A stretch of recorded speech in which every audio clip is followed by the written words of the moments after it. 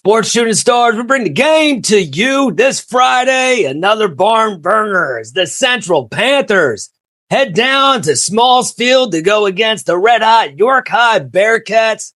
I got the Panthers coach on right now. Coach Yonchiuk, thank you so much for jumping on. I appreciate it, man. Thanks for having me.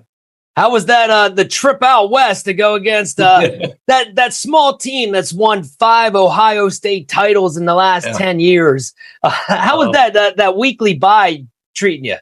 That was it was a long ride. But you know what? I was really, really pleased with how well we played. Scoreboard, like last year, they beat us. They beat us 45-7 or 41-7, whatever it was, and we played tough for about 2 quarters, hung in there. Then they just imposed their will on us. That wasn't the case though this year. I mean, we go take a 75-yard drive, go down and score, kick off, and they have the top corner in the country. And I told him before the game, I said, "You're the fastest player I've seen play football live since Rocket Ishmael." So Rocket play. And I said, "You know who Rocket is?" He said, "Yeah, coach," because I don't know with these guys, they were born. And he goes 98, to make it. And we had a safety, and we weren't in the end zone, but the officials saw the end result of the play, and so it's 9-7. They had a scoop fumble off of a draw play where they hit us at the exchange. So the point was, it's halftime. It's 19-7. They haven't scored an offensive point. Wow. So then we onside kick in the second half. We get it. We go down. We score. It was late in the third quarter. It was 26-21. We're down. And then we gave up a punt return all the way down to the 10 because, and so then we're going in to score, and it's where you get a 14-point flip. So they put that safety back because Smitty had 10 catches, Brendan Smith, in the game. Wow. And he picked sixes, made an unbelievable read on Brooklyn and went 98 yards again. So it ended up, they had 304 yards total offense. We had 299.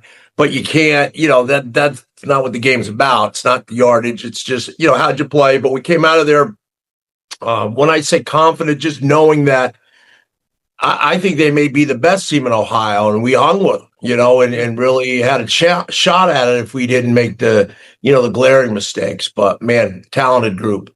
Holy cow. Wow, but that speed must be crazy. But, that's going to do, I would think, so much for you guys. You didn't, take the bye week. You actually went out there, played against probably the best team you'll face no matter what this whole season. We'll see how that runs out. But that's got to be good for experience going into the games like Friday and then into districts and beyond for sure. Well, it certainly helps that, because like you said, I don't think I don't know if anybody PA is going to beat them this year. Maybe it's hard for me to even say that. Any given night somebody can win, but their talent level was off the charts. So if we can compete, which we did, and then play well, I mean, you can't play against, okay, you did a good job, but then you don't play well. You get beat this Friday, you get beat in the first round, your season's over. We don't want that. So we got to go, what we got from that and just continue to, keep playing hard. Well, it's going to be a good one this Friday. Coach, Brooklyn Nace continues to be steady, coming in 2,100 yards passing, 26 touchdowns, just 2 interceptions. I know we've talked about him before, but talk a little bit about how that guy continues to lead your team. He's ahead of the game in terms of like his understanding of it. He's a very bright human being. He's a 4.0 student or better, and he just understands it like a coach does. So like even after the game, he said, "Coach, may I address the team?" And like that's better than anything he did on the field. And he really played like he had ice in his veins, because last year he knew how fast and how quick they were coming upon him. But he gutted it out and praised our offensive line and some of the other guys, what they did in the game. And then with Legend Johnson, how well he's playing right now. He's really taken his game up to another gear. And our O-line, I always say this, Coach John Tuttle is just the best. So they just get better and better. So I like the blend of the pass and the run, to be honest with you. I know your question was about Brooklyn, but Brooklyn goes because he's the general, he's the, he drives the bus. But when you have that run game to go with the pass, how do you balance it out defensively? So that helps us. Yeah, well, you guys have always been so balanced. You talked about Brendan Smith. Any night he can have double-digit catches.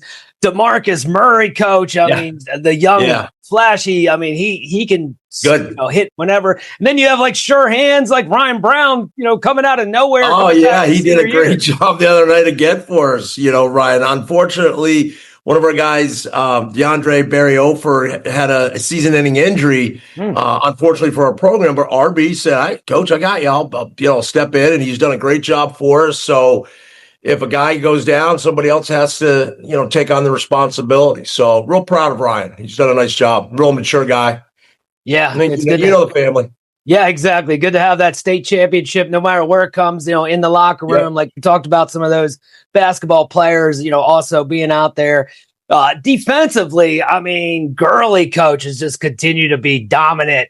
And, obviously, Dwayne Morgan being the ball hawk. Talk a little bit about what you've been seeing from some of the other players and those.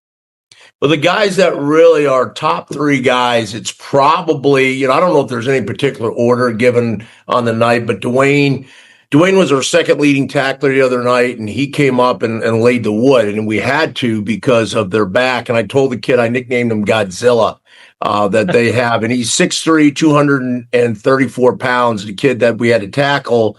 225 bench press, 38 consecutive times. And there's not an NFL back that has this size, but the point was RB was not afraid. He came in there.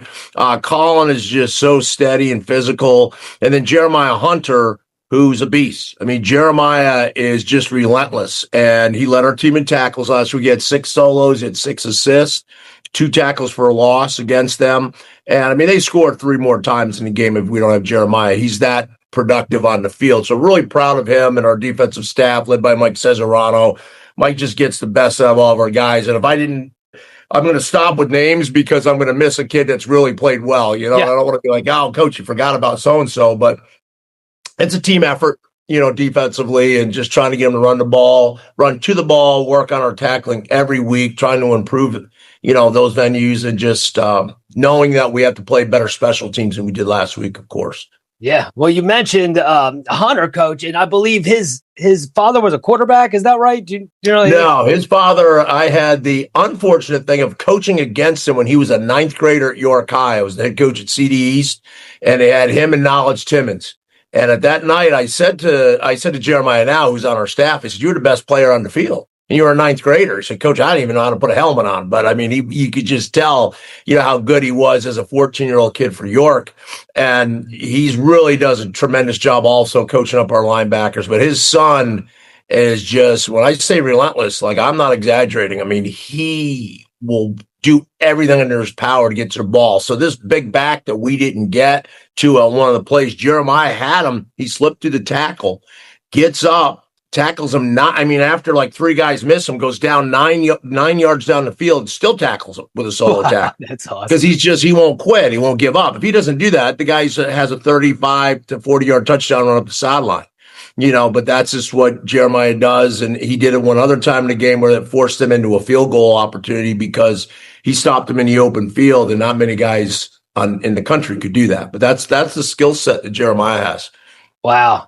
Yeah. Well, Coach Stoner, I interviewed him. He was just talking about some of the history. Obviously, he used to coach at Central as an assistant, and then went to Spring Grove, York High. He's seen some crazy battles. I've seen one of the best games ever, too, when Jaheim White and Coach's son, Sam Stoner, was quarterback. It came down to the very last play. I think that was at your field. If I'm not mistaken. They should have beat us. I mean, they played that well, and how we were able to hold Jaheim out. I mean, what a player, what a talented guy. So, but you're right. They're just battles, those games, and there's a lot at stake. You see it when they play in the basketball court. Yeah. There's a whole nother energy, a whole level of, who's going to play and make the fewest mistakes and just continue to battle for 4 quarters. Yeah, we're definitely excited for sure. We've been told it's going to be a huge crowd out there at Smalls Field. Telling everybody, get out there early. Yeah. And if you can't, you can watch it on Sports Shooting Stars. We bring the game.